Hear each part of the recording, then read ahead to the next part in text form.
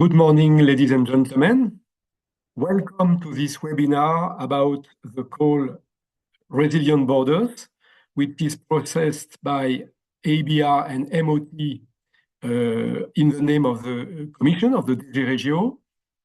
And so I am Jean Perroni, Director General of Mission Opérationnelle Transfrontalière. We have also Martin Guillermo from ABR. And we will take the time to present you the call and start with Herrera from the European Commission.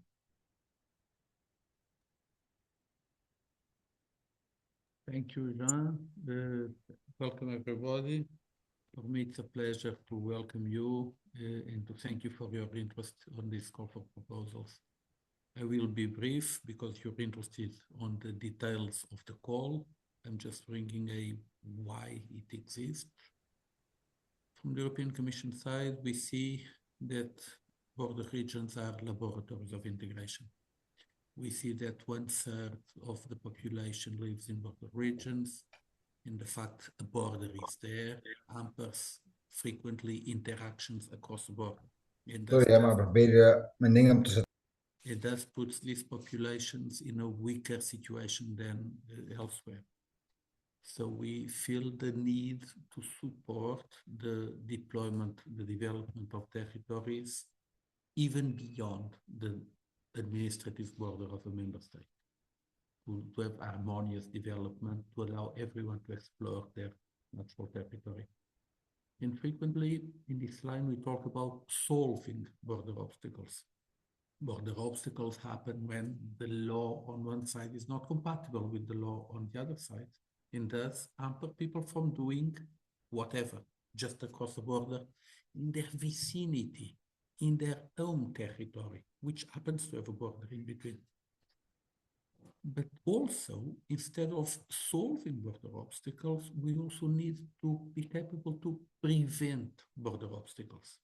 And that's one of the lines in which we have been working. And this call comes in this line. Preventing border obstacles means being capable to develop regional planning, to develop action plans jointly with both territories at the same time. If we are capable to develop these plans, then the development of the territory becomes harmonious, and it impedes the appearance of border obstacles from a certain point. That is why we have been doing this launch. We are launching this call for proposals. This not comes alone. This comes in the sequence of the creation of a border focal point, the support by the European Commission to border regions without being so interreg. We call this the support beyond funding. And what we have been doing was precisely the line of developing knowledge. So we have developed this study on crisis management plans. Together with OECD, we have developed a study on cross-border governance, including spatial planning. And with this call, together with ABR and MOT, we are now providing the grant for testing this knowledge. So the purpose of this call is clearly to test the knowledge, taking into account the potential stronger deployment by interreg programs.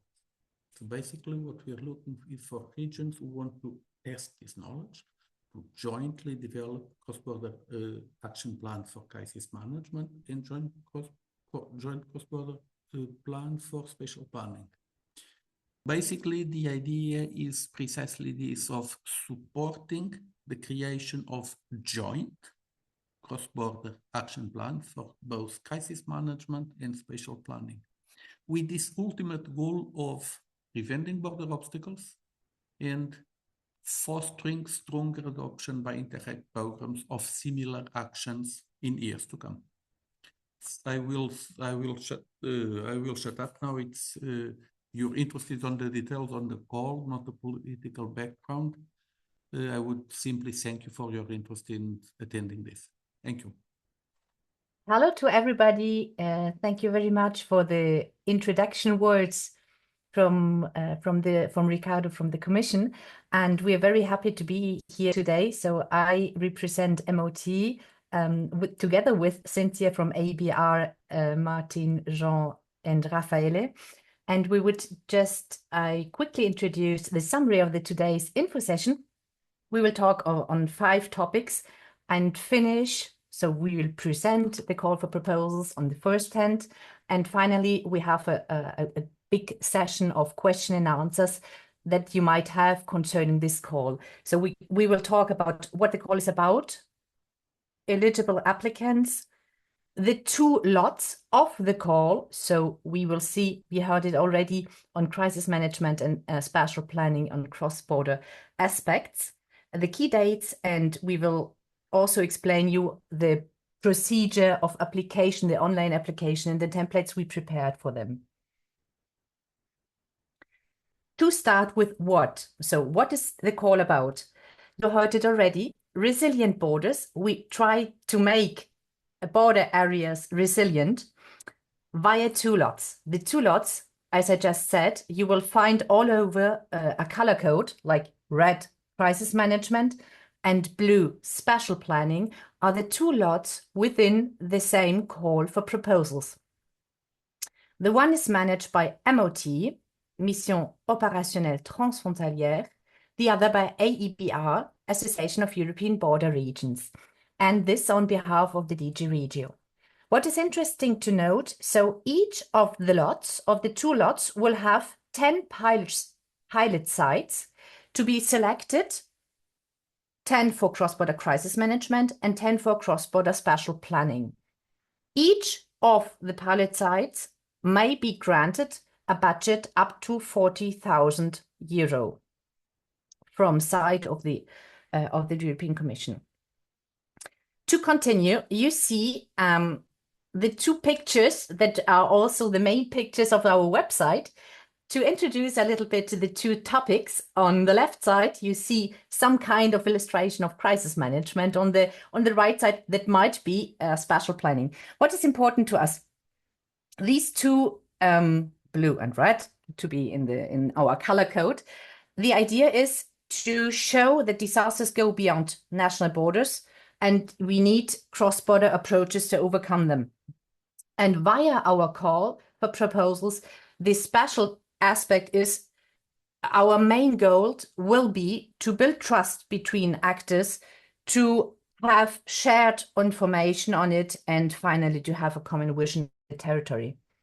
To further go into the topic of the 2 lots, I will pass on to Cynthia or Martin concerning the aspect or the lot of crisis management in a cross-border context.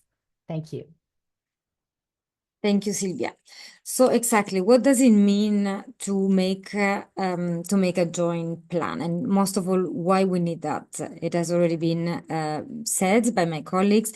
The idea here is to give support to actors in border regions to effectively tackle those that can be common challenges. And what are the common challenges as for crisis management? As you can see here, you can apply for making plans that would tackle any of these kinds of crises. So we're looking at meteorological crisis and hydrological crisis, which can be floods, tsunami, droughts, for example, or geohazards, for example, natural disasters and forest fires, which are unfortunately more and more frequent in these times. We're looking also at biological crisis, as we have seen, unfortunately, in 2021 and 2020 with the pandemics, but also epidemics of a smaller scale, but also another problem that has already forced authorities to close the borders, animal or plant disease, for example.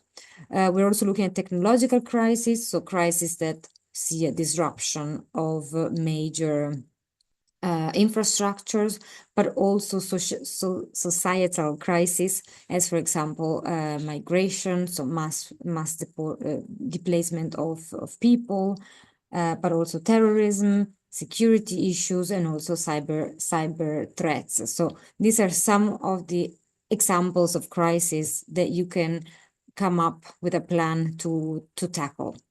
And back to you, Silvia. I will take the floor for spatial planning. So we would like to explain to you a little bit what we mean in this call by spatial planning. We have an integrated, holistic approach of planning. Of course, your projects may be about cross-border strategic planning documents, but it's wider than that. It could also be about cross-border public services and their planning addressing the cross-border territory. It might be also about cross-border governance, that is a precondition for common action across the border. It can be also about the ways to fund not only planning activities, but also investment, cross-border investments that are necessary to make the territory work.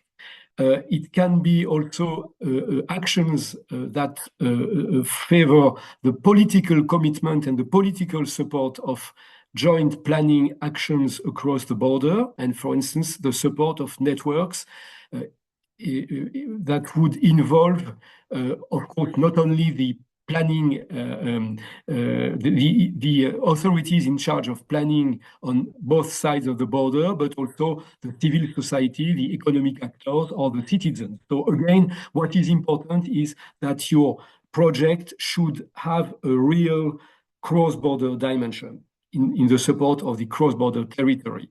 Thank you.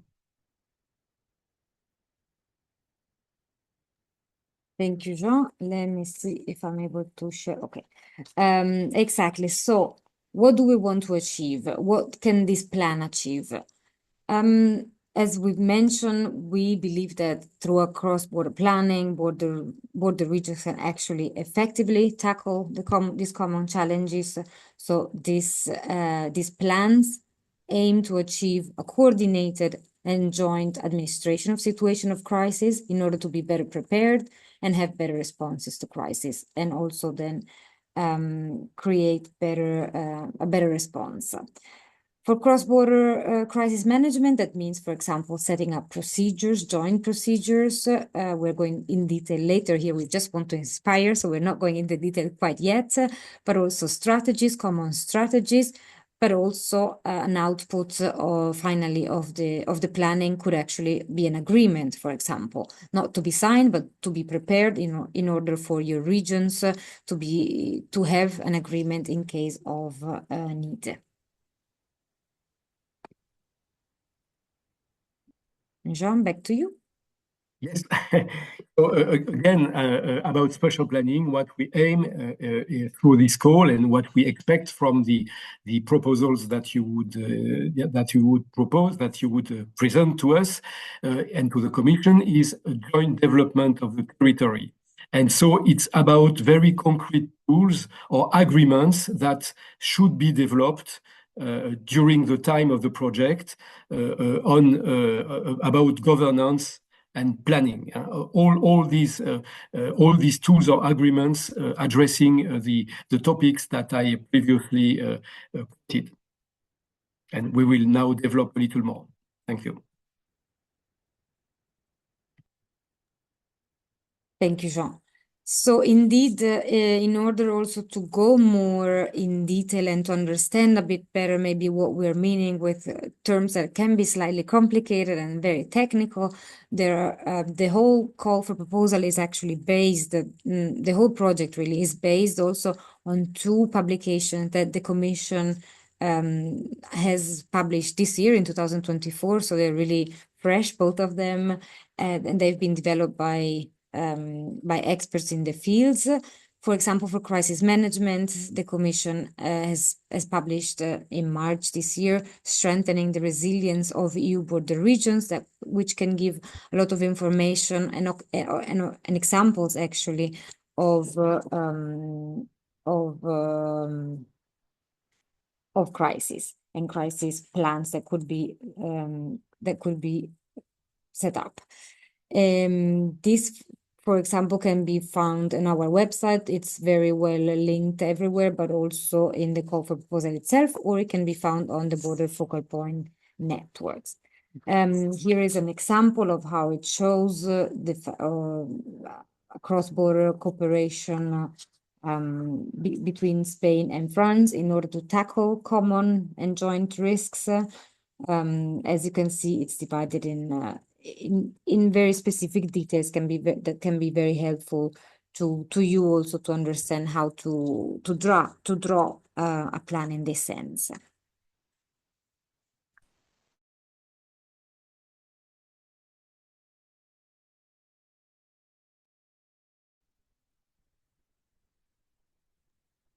Yes, and as for spatial planning, the most useful resource that you can use for building your application is this study by the OECD for the European Commission, once again, which was published in July 2024. I will also put the link in the chat, and we really invite you to go through these documents really to prepare your application. Next slide, please. Because as you can see, you will find the 4 dimensions that have been identified to boost spatial planning and governance, cross-border governance in your region. As you can see, we have already mentioned some of them: establishing and reinforcing governance, planning and implementing and monitoring cross-border governance, also identifying funding and financing tools, and finally promoting the cross-border regions and reinforcing political support to cooperation. Next slide. And a very useful part of this publication is a checklist, a software checklist that you have with many ideas of actions that can be implemented in your regions. For instance, a mapping of all the active stakeholders around cooperation, around spatial planning in your area. So we really invite you to go through it, and you will learn a lot probably to build a successful application. Would like also to mention another resource. We shouldn't forget that at the origin of this call, there was the experience of the COVID-induced border closures on cross-border regions. Cross-border regions suffered a lot, and there are lessons to take from this period. And you can find these lessons in a study made by Mott for the Commission, for the DG Regio, and it addresses, of course, crisis situations, and of course it's in link with the aspect of crisis management, but it's also about lessons given in normal times, I would say, and not only crisis, and this is relevant for spatial planning. And what is important in these lessons is that certainly we have to consider institutional governance approaches, economic approaches, functional approaches, public services, but also more immaterial dimensions like the need to create cross-border information, the need to involve cultural aspects because the cultures may be different across the border, and we need to build a cross-border culture, and also the importance of networks of institutions, but also network of persons. So this you can find in these studies. Thank you.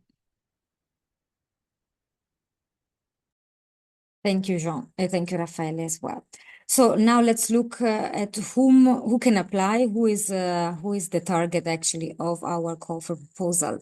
As we mentioned already, basically public entities at national, regional, or local level from border regions, and we're looking at land border regions and maritime where there is a fixed links.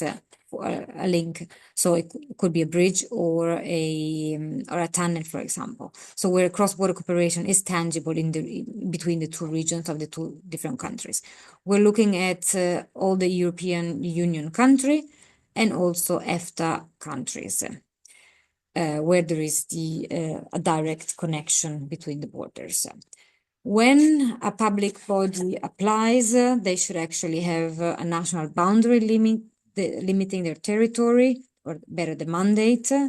And the application, most of all, very importantly, from a public body, should also involve a partner on the other side of the border. So to make sure that the plan can actually is approved, to say, is acknowledged by both sides of the border, so that it can really be a cross-border plan.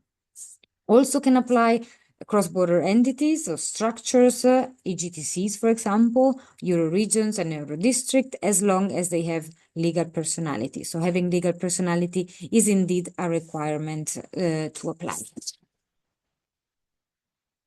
And I leave the word again to my colleague of MOT.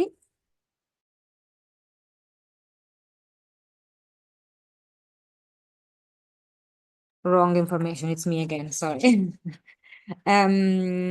So basically, what do we want to, what for? So what for means, what are these plans for? We saw it a little bit with the joint cross-border crisis management plans. We are looking for this plan to basically help the resilience on the border, in border regions, by increasing the preparedness and the capacity to respond to crisis. That means that the project should be used in order for you to have this occasion to set up those that are technically called institutions, tool, or processes. This is exactly the same wording, actually, of the publication that we mentioned before. So if you follow that, it will be easy to then go into the details of each of these technical terms. And what are these institution, tool, and processes? They, for example, can be joint planning of extreme scenarios that can happen across in the border territory, in the cross-border territory. There can also be a warning system that is implemented in the two areas across the border. There can also be joint exercises of firefighters, for example, or the relevant actor, for example, to be involved. It could also be simply the setup of working groups in order to start having a smooth communication in case of a crisis across the border, so that it's obvious who should communicate to whom in the moment that there is a crisis. But it's also about knowledge sharing. So also just starting in a very embryo phase, so to say, to be able to for both parties to know what is done in one region and what is done in the other region. So the idea is really to start working together in the moment that there is a crisis, so to be prepared to respond and to intervene. You can see all the details in the call for proposals, and as we have mentioned, you can take inspiration from the European Commission publication that we have explored. Similar, another, as I mentioned before, another focus of a plan could actually be even the setup of an agreement if the cooperation is already so advanced. For example, an agreement in the case of crisis management plan could be, for example, understanding what are the common areas, where can the firefighters of one bordering region enter in the other bordering regions, or who takes care of the technical maintenance of common resources, how are they paid and how are they maintained in the long term. But also, for example, understanding putting an agreement about the general management and protection of the area. Importantly, we do not expect the agreement to be signed at the end of the implementation period. But in this case, it would be about preparing the agreement, for example, together with the relevant stakeholders.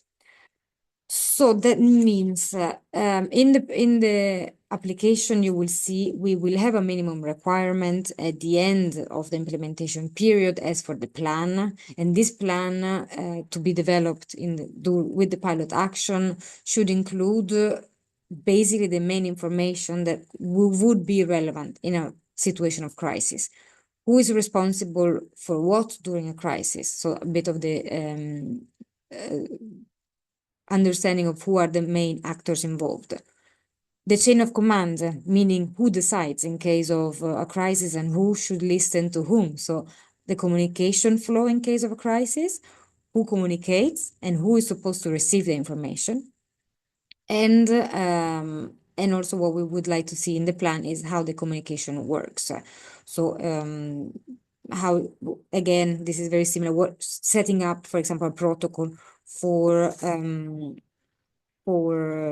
communication in a moment of crisis in which everyone knows you have to be clear, you have to be fast, it should be all acknowledged and prepared before the crisis rather than during the crisis. This is the goal that we want to achieve with the crisis management joint plans. Thank you.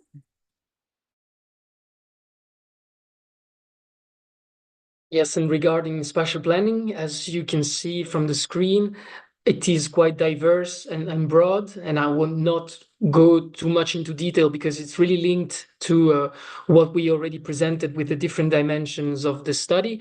But let me just insist on the fact that, for instance, it's not about financing the daily functioning of cross-border public services, for instance, but it's much more about the feasibility studies, for instance, for setting up cross-border public services, the same for cross-border entities, cross-border bodies, cooperation structures. So it is about building and establishing cross-border structures, or also evaluating their role, but it's not about the daily functioning or of these structures. So the topics are the same as I was presenting to you a couple of minutes ago. So as I said, I will not repeat all of them. Next slide. So we pass on to the when, so to the key dates of the calendar, which might you have seen probably already on the website. So all of this information you will find on the dedicated website. The call has been opened on the 4th of October and it will be closing on the 30th of November. So end of next month.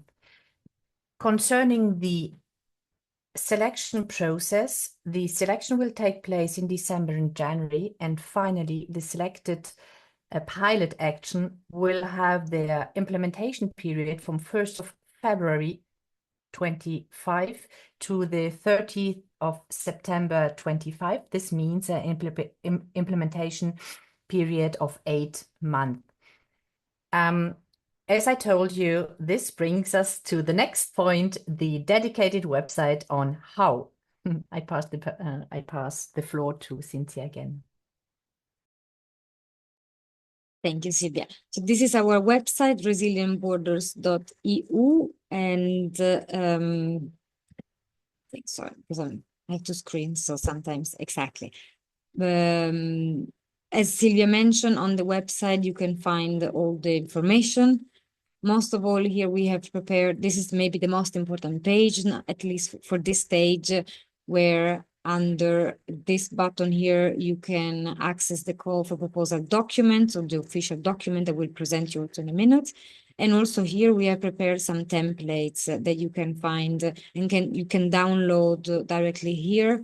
Why these templates? So that the idea is to make it as easy as possible for you to preparing this with your partners. So here you can find basically the application form and all the application necessary documents in a Word or Excel format, so that you can start playing with them, so to say. You can pass them on between the partners, and then you'll be able to simply fill in the application form in the last stage. Silvia, I think this is yours, or is it mine? I don't remember. It's perfect. So this is the main document you can find online. It's the call for proposals, and this one gives you all of the information, the important information. This is the first document, and as Cynthia just said, the following slides will show you the examples you can find in the templates of the calendar. So just a template which might help you in organizing your call. And the template also of the budget, you will also find it within the template. And finally, the template of the partner declaration. So this means that if you're not a cross-border structure, it's not mandatory for cross-border structures. You may have a partner that is cooperating with you to really have the cross-border approach within the pilot action. All of these documents you will see might be directly uploaded afterwards when you have filled them in, completed them on the online application. So the application will be done directly online. You will find it under the item application. So everything is online, nothing via email. And to facilitate it, we have more or less created anyway a Word document with the information of the application form. As said Cynthia, if you want to share information or prepare the answer on this online application before handing it in, you might do so with your partners. It's just to facilitate the cooperation. The application are to be submitted in English, but you have an e-translation tool accessible by the European Commission. We put in the address, the email address on it, and we will also, this was a question before in the chat, the PowerPoint presentation of today will be on our website also, as well as of the registration or the enregistrement of the current info session. Within the application, you can see, you scroll it down and you can directly via select file upload your formally filled in calendar, budget and partnership declaration. Here you see it as we just said, it was not mandatory for cross-border structures. And I pass back the floor to Cynthia concerning the expenditure. Thank you. Thank you, Silvia. Exactly. Looking at the budget and the costs that are allowed to be covered with the subgrants that you would receive. I think it's all very logical. So basically the idea is that we can cover subcontracting costs for the action. For example, that could be the procurement of an external service or expertise that would help you develop your plan. It could also be travel and accommodation costs, together, of course, with the corresponding per diem for the people that are involved in the pilot action, for all the meetings that might be necessary to be organized in order for the relevant actors to meet indeed and to exchange for what is not going to be done online. We're also going to support the purchase of services and equipment for the implementation of the pilot action. That means, for example, if you organize a workshop or a roundtable or any meetings, you can, for example, use the grant, the sub-grant for interpretation, but also communication, translation, preparation of communication outputs, and catering as well. And then, of course, you can use also the pilot actions to cover the cost of the staff costs that you might, the staff cost that is going to work on the development of the pilot action for a maximum time of the 8 months of the implementation period, obviously. So this is the only limit basically that we have. And you can find in the call for proposal the specific conditions related to the staff costs. We have also included an overhead of indirect costs. So those are the costs that basically you don't have to justify specifically, because they are those costs that would help you to carry out the pilot action within your regular organization and work. So it's off to screen, something a bit slow. Okay, Silvia, back to you.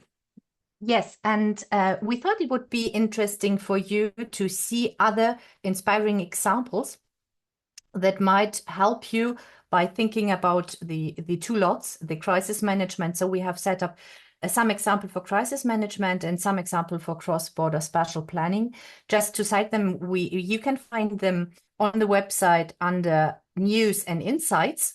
So you can just check all of our news on the one hand, and these examples from the on the other hand. So you will find examples from different European border regions, Romania, Hungary on an emergency response, or river management between Slovakia and Austria, or for spatial planning. You have promotion plan between France, Luxembourg, and Belgium, or a health facility between Estonia or Latvia. So these are just ideas that you can also find further than the documents or the studies that will help you also to have ideas and settings of the context. So these are just to help you. Thank you. And finally, how can you contact us? We have follow-up of the 2 lots managed by ABR for the crisis management pilot actions.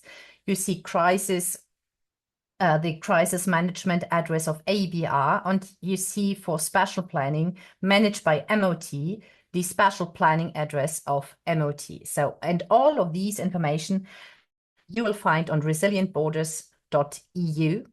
And thank you very much. I will pass on to your questions and answers from our side. I will moderate this time for questions and answers.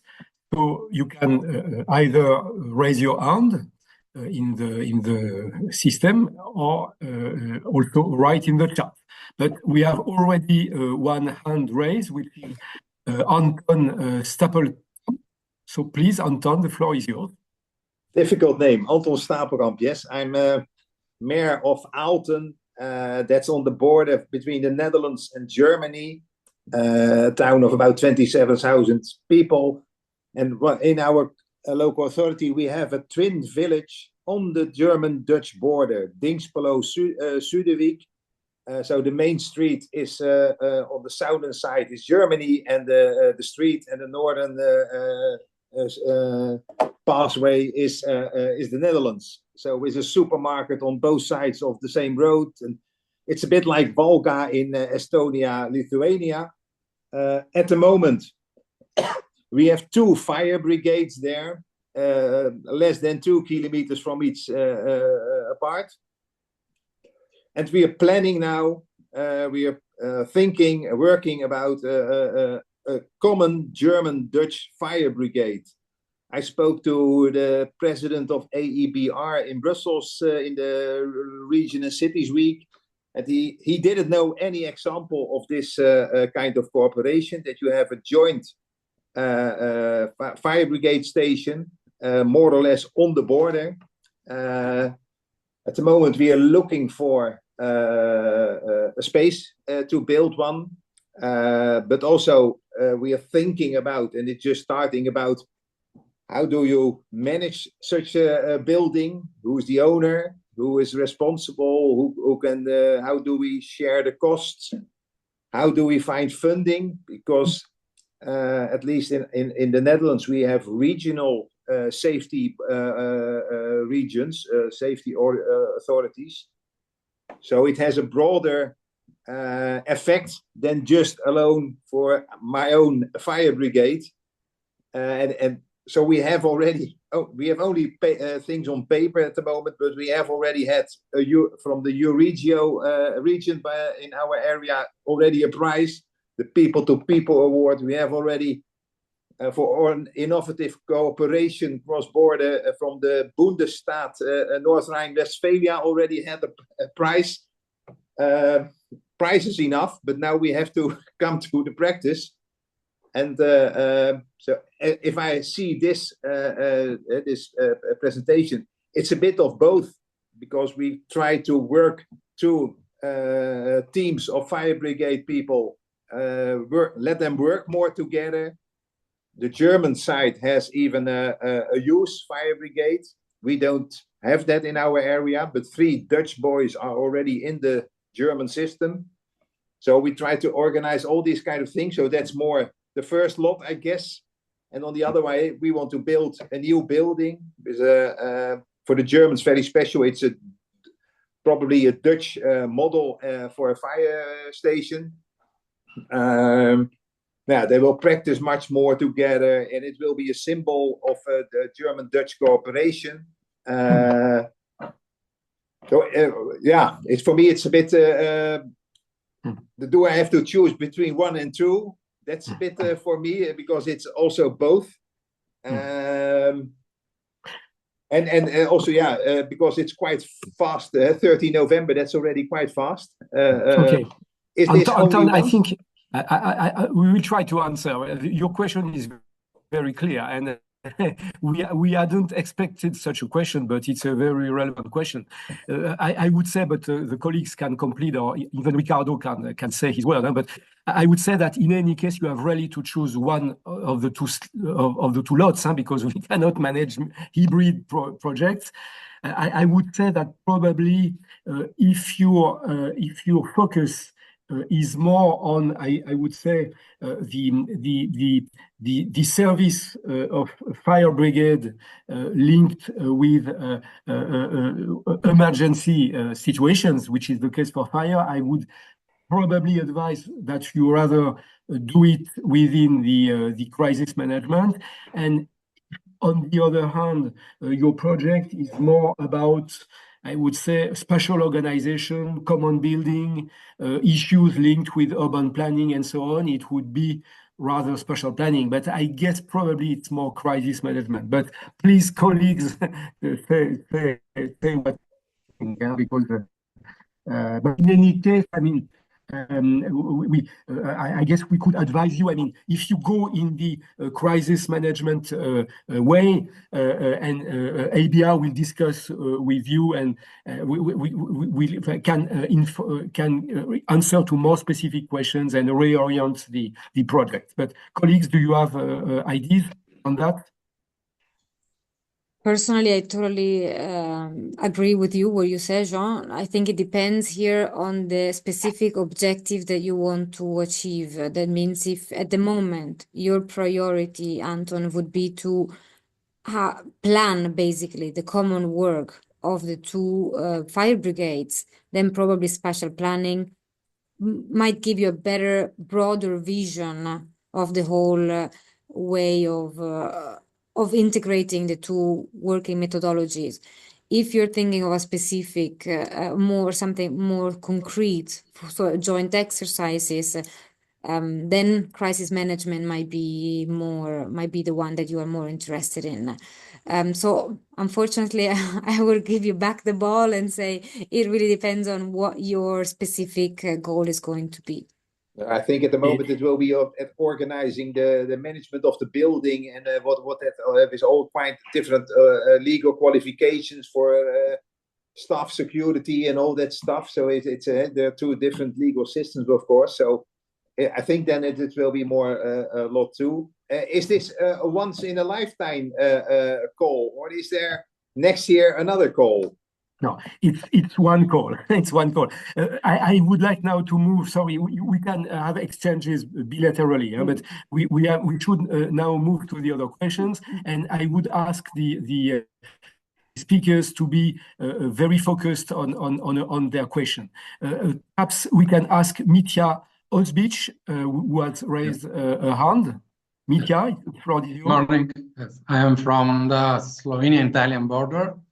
And there is a proposal in the sector of water supply, but it's a similar problem as in the previous speaker, because there are two public companies managing the water supplying in both the states, and the intention was to create a link between the two nets of water supply, also due to the wild forest fires in the last years, and also due to the drought in the agricultural area of Karst. And so the question is the same: if the second lot, the spatial planning, because the goal is to prepare a project about this to constitute a joint body, or to use an European Group of Territorial Cooperation, which was constituted this year in the area. And yes, the second part then are the project of crisis management and so on. So the two lots are connected. And the second short question is, you are the admitted bodies are the public bodies, so also public companies managing local public services. Public body is, the meaning is also of a public company. Thank you. Yes. So for the first part of the question, I am not sure we have something additional, but for the second part, which is more about eligibility, colleagues, do you have something to answer? I can take this and deliver the bad news. No, it's only public bodies. So we have decided not to include also public equivalent bodies. So it's only public bodies in this case. Maybe just, sorry. Municipalities. Municipalities, yes. Municipalities, regional actors, authorities. exactly, and also national authorities, but not equivalent, public equivalent bodies. So the company could apply together with as a partner, basically, of the municipality. It would have to be the municipality or the local GTC, if in your case they have the strength this year to participate, to be the ones. And there is a limit of partners, or there is no limit of partnership. No limit. No limit. So thank you. Sure. Right. We have a question in the chat from Judith. Panon EDTC. Can one institution submit 2 applications, one for each of the lots? I think the answer is yes. Of course, if it's 2 different projects, I wouldn't say it would be an answer to the previous questions to present 2 projects. Of course, you have to, but you might have one project for spatial planning and one project for crisis management. I am correct, colleague. Exactly. You just have to clearly separate costs and activities, as was also stated by the Commission, by the European Commission. But you can submit 2 separate answers to the 2 separate lots. And we have another question in the chat. Thank you. You're welcome. We have another question in the so this was the first one, and we have another question on eligible activities. Concerning the activities, lot 2 or 1 activity might be chosen to focus. This is some kind of, you can have activities that are really linked within a lot. So if you have these, if they are really separated in the 2 lots, within each lot, you might develop your activity. I don't know if I really answered to your question. Monica Shimon, yes, I asked the question. Can you hear me? Oh, yes. Hello, Monica. Yes. That is my question, that there were also on the slide listed those eligible activities, whether we can combine those activities or just one activity can be chosen. You're more specifically thinking about lot 1 or lot 2, or it is lot 2, yes. It As is on lot the 2. slide, there were listed those activities, yes, eligible activities, and whether it's possible to combine the activities or specifically one activity can only be chosen.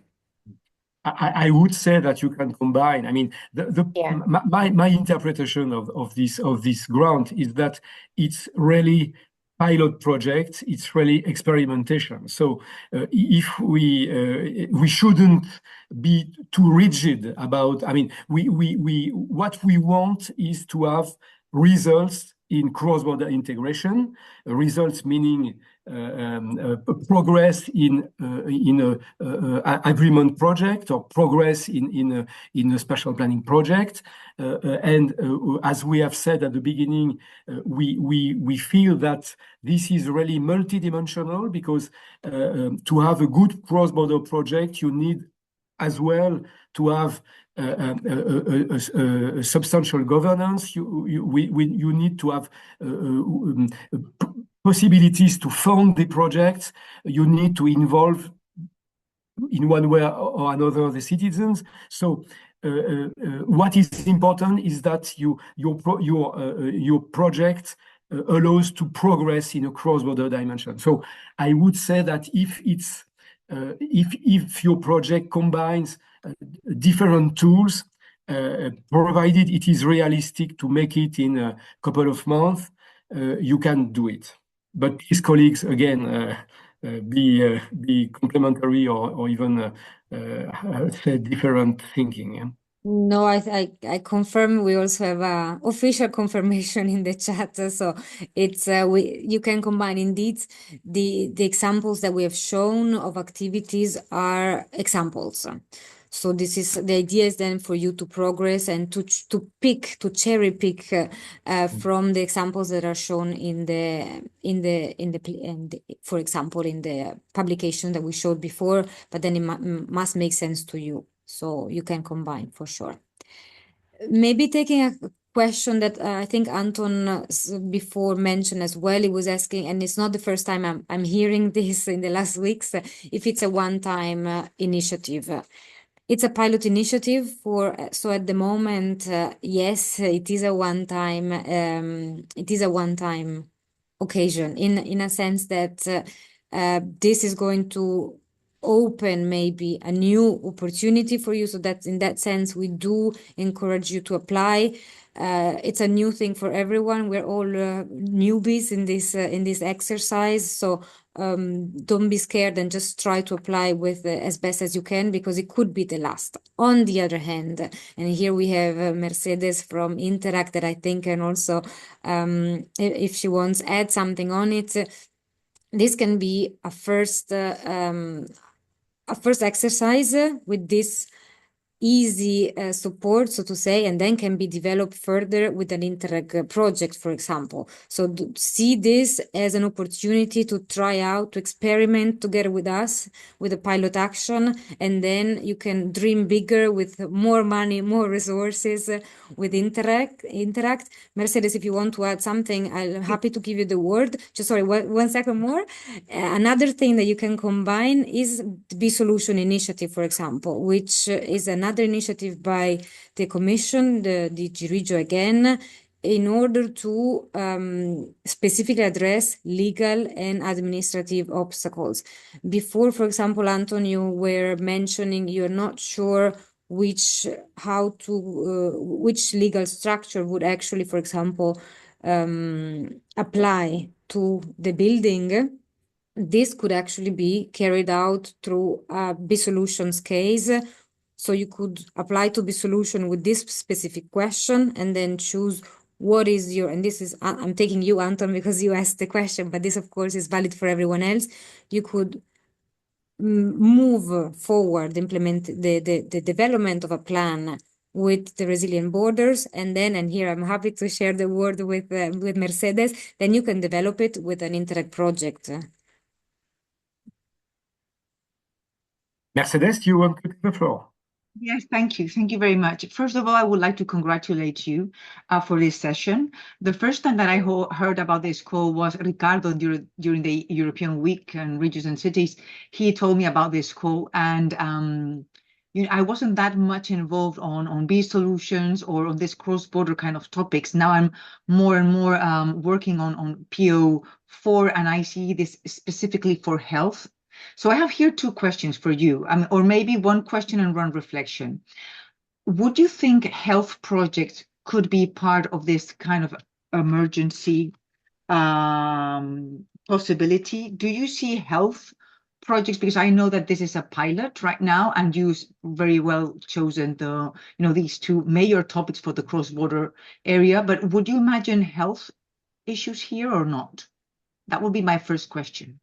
Secondly, it's more a reflection, and it's in line with what Cynthia just mentioned.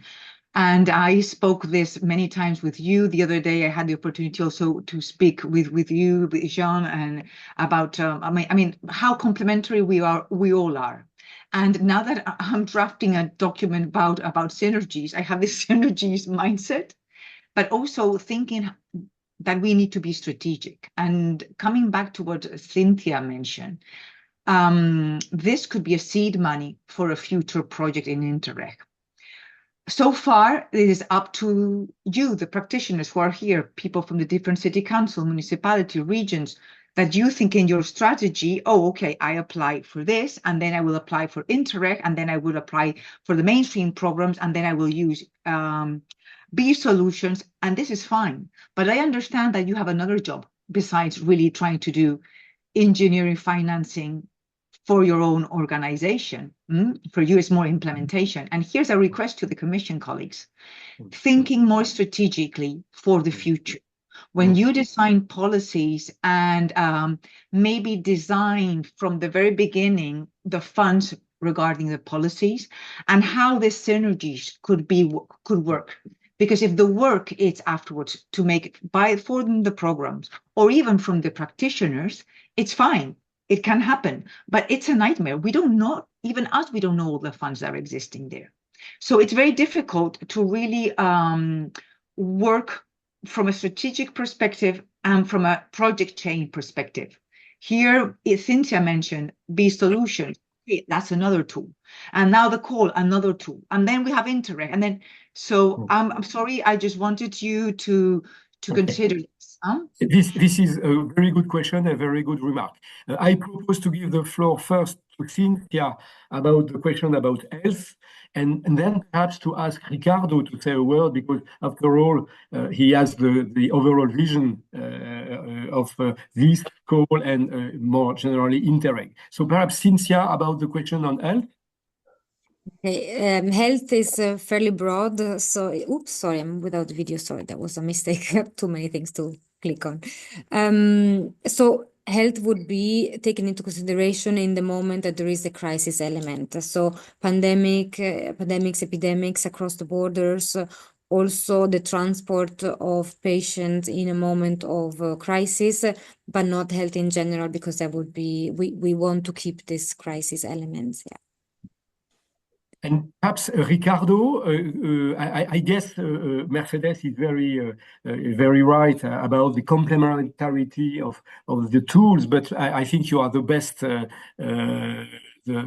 position to answer perhaps this aspect, if you want.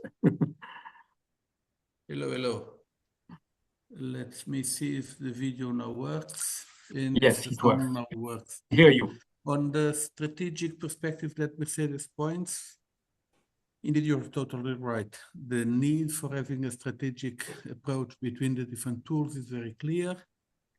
And that strategy must be also on the European side, as well as in the region side. From our perspective, we sometimes need to do piloting of different tools. And we should understand that this call is a pilot. So we are testing with the ultimate goal that in the end, probably the results of this testing, of this piloting, will push some Interreg projects to have similar actions. That's the idea. Piloting, let's see if it works.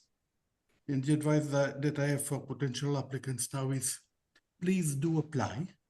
Because if we have results, then we can have a stronger call for pushing for more support.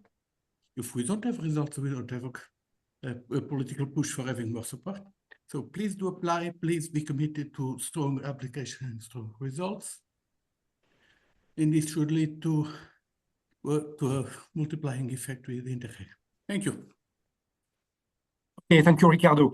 I just mentioned that what said Rafael in the chat is interesting. I mean, it's true that health, if it's linked with crisis, could be for crisis management.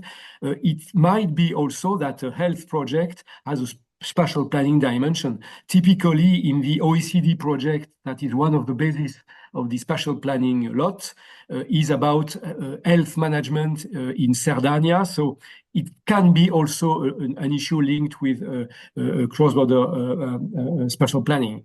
Anton, you have your hand raised, so I guess it's a new question, please. Yeah, it's about the link with Interreg. As far as I know, Interreg isn't funding for investment in something like with us a common fire brigade, and that's always that's also my national government says we're not planning, we're not funding for investment, but the building is a symbol and makes it possible to work together more closely. And so that's for future strategy. Maybe it's an idea to think about if you really want to. You need accommodation for working together. There must be a place to come together, and but that's not part of Interreg as far as I know. And so that's for me a problem. There are a lot of advantages that are above my local authority level, but nobody wants to pay for the extra you organize with that. I'm linking two national and regional systems together, but I, as a local authority, have to pay for it. Martin, please. Yeah. Hello. I just wanted to intervene, listening to Anton, just to highlight something. When we were thinking of these calls in a theoretical way, so which kind of projects can we receive?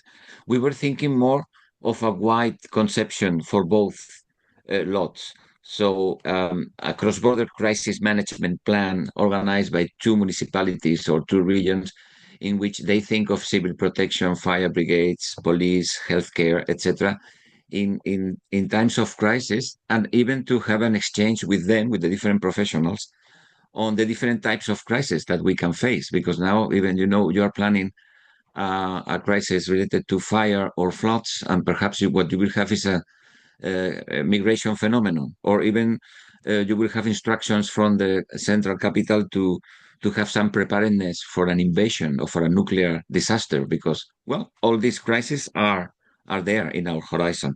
So this was the idea. This is not excluding the possibility of a specific plan to have a cross-border fire brigade. And then the case of Anton is eloquent on this. So I can see this, that our approach could be more general regarding crisis, or a more specific. Actually, the more general will be a wishful thinking and a shopping list that probably will never be fulfilled or will take a lot of time. And in the case of Anton, perhaps with this pilot, we can implement something specific afterwards. So it looks interesting. Then, on the other hand, if we look from the spatial planning point of view, the same. We were thinking with the colleagues of MOT of wide spatial planning conceptions with the acquiescence of the member states, so they will have some tradition of planning together with the neighbor for whatever. But also, of course, a specific intervention would also be very interesting and probably will solve a problem very soon.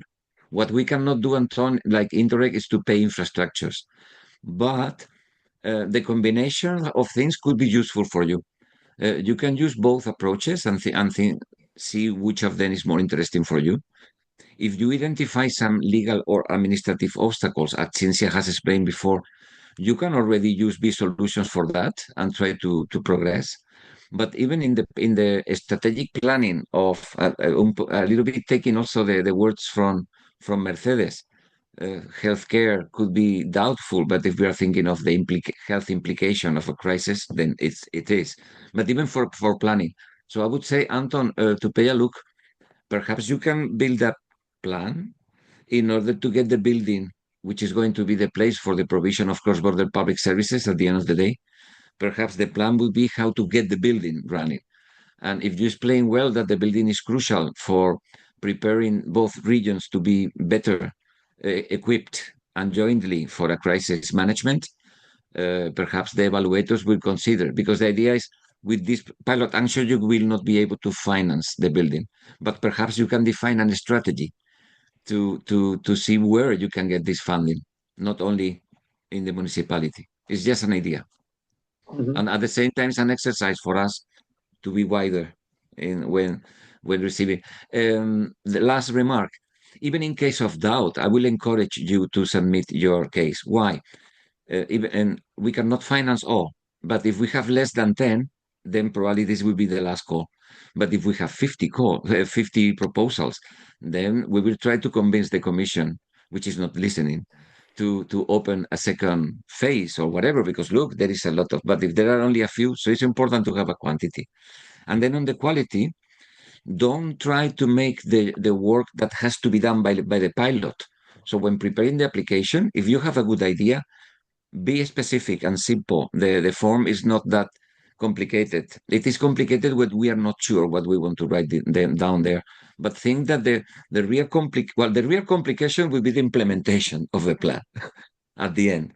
But you will have some months to develop the plan. So don't be so ambitious now if you have an idea, and be clear. So probably you will win. That's it. Thank you. Thank you, Martin. Anton, is your hand still up, or is it no? Okay, so I guess that we are a little bit at the end of this session. Unless there is a big frustration from somebody, I think we could move to the end. We have a new comment of Mercedes in the chat.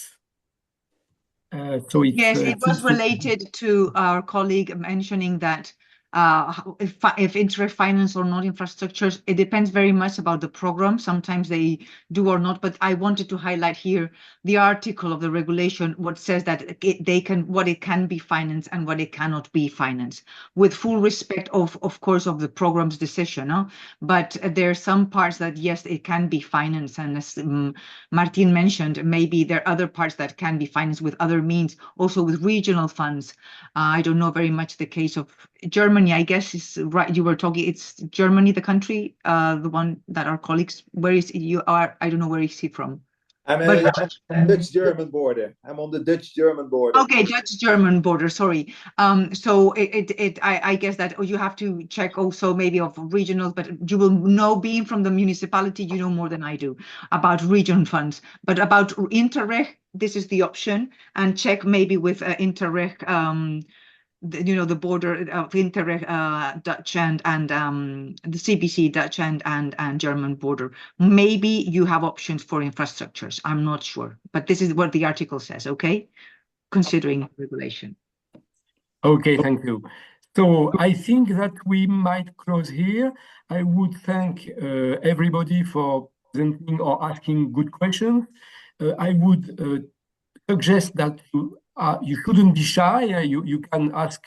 You can still ask questions bilaterally through the two web addresses, the two email addresses, and don't be shy to propose a project, because I think it's a good opportunity. And as Martin said, it's you don't need to have finished the project to propose the project. So please go, and the cross-border code will progress with your project. If nobody wants to add something, I think we could stop here. And yes, in the chat we have again something.